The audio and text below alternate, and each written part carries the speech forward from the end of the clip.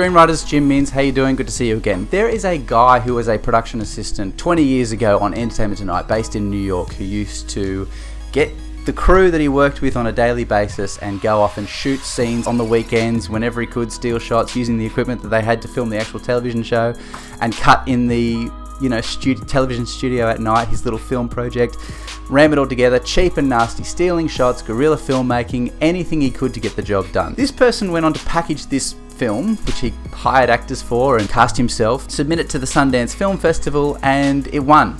And that film was The Brothers McMullen.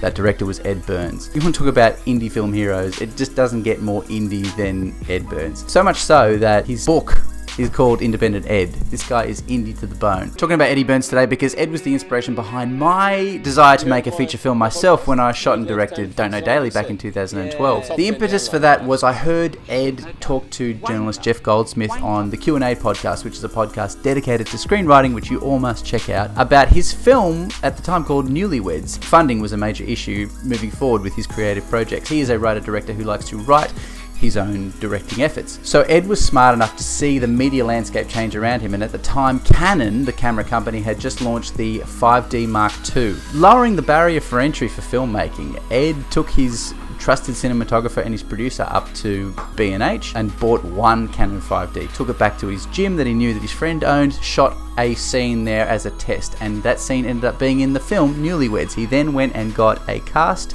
together for 12 straight days, and with $9,000 they got a feature film that closed the Tribeca Film Festival in the can. That's not including post-production costs, but $9,000 to make a feature film. This was enough to make my ears prick up, and I was able to be inspired enough to make Don't Know Daily back in 2012. A couple of months later I flew to New York to see my brother, who was living over there at the time, and got to meet Ed and talk all things filmmaking with him. There's a guy in Australia that said he listened to that podcast, inspired him to go make his first feature. I met him at, my neighborhood bar. Like, my local is this place called Walker's down in Tribeca, which is where we shot a bunch of scenes in Newlyweds. And I'm there for a meeting, and I come in, and, the bartenders all know me. And they're like, I'm like, anybody come in for me? And they're like, oh, yeah, the guy's in the back. And I go back there, and it's the guy from Australia. I'm not having a meeting with him. He's there with his girlfriend. They came to, visit. I think he's got family in New York. He's gonna love this because he'll listen to this one 60 times. I met him too randomly. Oh, you really? Very nice kid. Yeah, very nice guy. Very nice guy.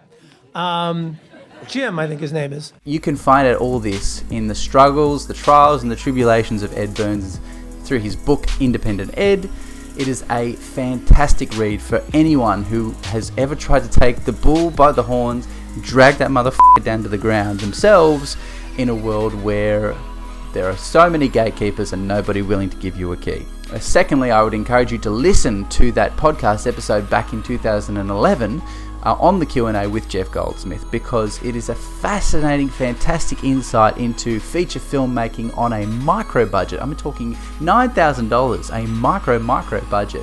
How to steal shots, how to steal locations, how to use time efficiently. What are the regulations around shooting in a city like New York, for example? When you have minimal crew, it's quite efficient to do so. Eddie, having the advantage of a police officer father in his family, knew that it was accessible to shoot a film or in and around New York using a 3-person crew because there's no permit to be required. So it's information like that that really is just vital to hear if you're someone who's new to the game and wants to accomplish something like a feature film. Speaking of Don't Know Daily, well, that film's available on YouTube. I'll put the link in the description if you really want to watch it. Hey, I love it, but, I'm biased, obviously. And also, Eddie's just completed a new film called Summertime. I know it just played at the Tribeca Film Festival. I'm sure it'll be available for a streaming service download in the near future. So, if you're new to this channel, don't forget to sign up to theminimalist.com to be the first to know when we, as a production company, are asking for your 5 to 7 page screenplay submission to be produced into a web series. That's coming up very, very, very, very soon. Minimalist.com. Thanks again, guys. See you next week.